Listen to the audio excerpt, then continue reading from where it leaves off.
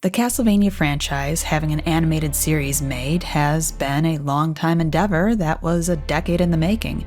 Originally teased as being in production as early as 2007, with comic book writer Warren Ellis working on the script, the project was in development hell for years before Adi Shankar came along and breathed new life into it with Powerhouse Studios.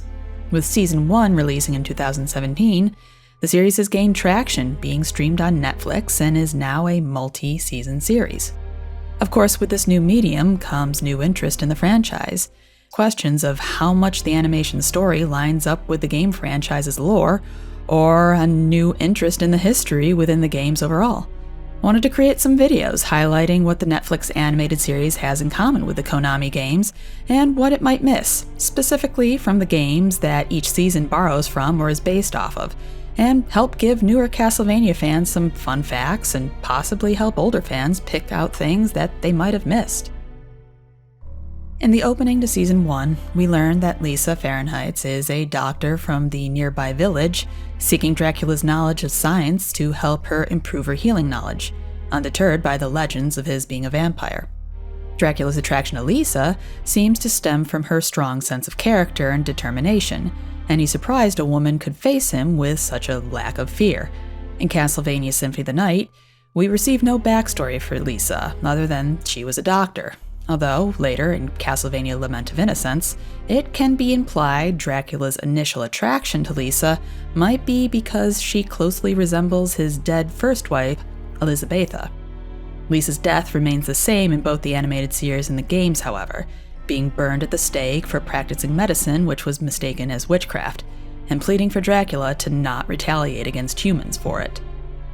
The first and second episode of the series gives us plot points about the Belmont family having been disgraced and blamed for a lot of the turmoil the people face at the hands of Dracula and his demons.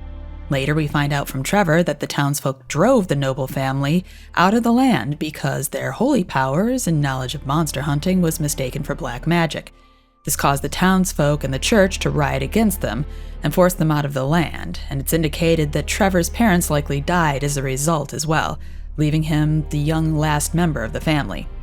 In the backstory of Castlevania 3, Dracula's Curse, the Belmont family has been in exile for some time, being peacefully exiled by the church for fear of their supernatural powers, and have been living outside of society for some time. Likewise, in Dracula's Curse, the church summons the Belmont's aid as a last resort when their own troops can't defeat Dracula's forces, whereas in the animated series, Trevor stumbles upon the crisis and is more or less still reviled by the church. Trevor sports a vertical scar going over his left eye from the first time we see him in the animated series, and we're not yet told exactly how he received it. In the games, Trevor has the same scar, but it does not show up until Castlevania Curse of Darkness, the follow-up to Dracula's Curse. It can be found in a pre-order manga for Curse of Darkness that Trevor received the injury that caused the scar during the events of Dracula's Curse, likely from Dracula himself at the final battle. In Episode 3 of Season 1, Trevor is asked by the Seeker Elder to find his grandchild, who left seeking the slumbering soldier. Trevor finds the grandchild, Sypha, in the ruins under Grazit as a statue, petrified by the Cyclops dwelling there. Upon defeating the Cyclops, Sypha is returned to flesh and blood.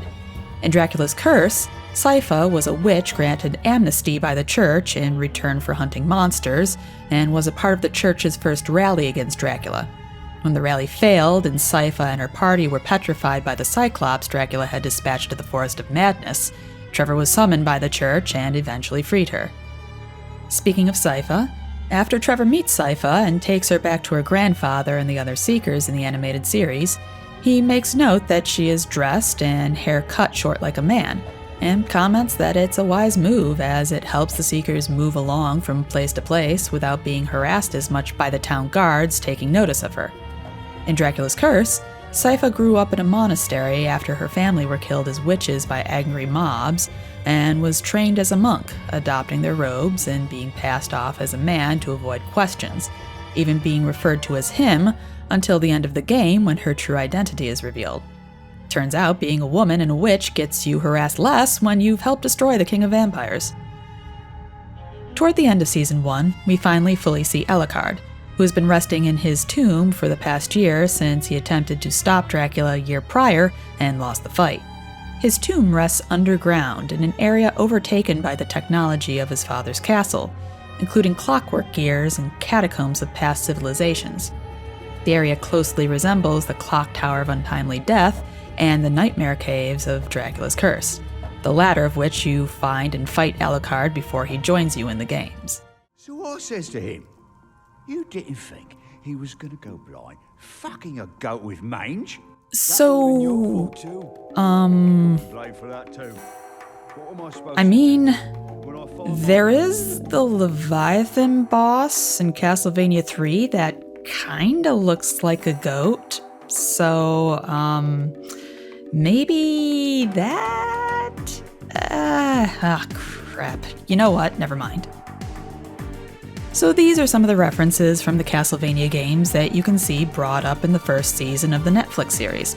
If I missed any, feel free to comment and discuss, or hold off for the next video to see if I bring something up then instead. I'll be going through each of the seasons of the series to highlight the relevant references to the games in order to help bridge the gap for newcomers to the franchise, or just as something fun for longtime fans. Thankfully, it seems like we won't be running out of them anytime soon.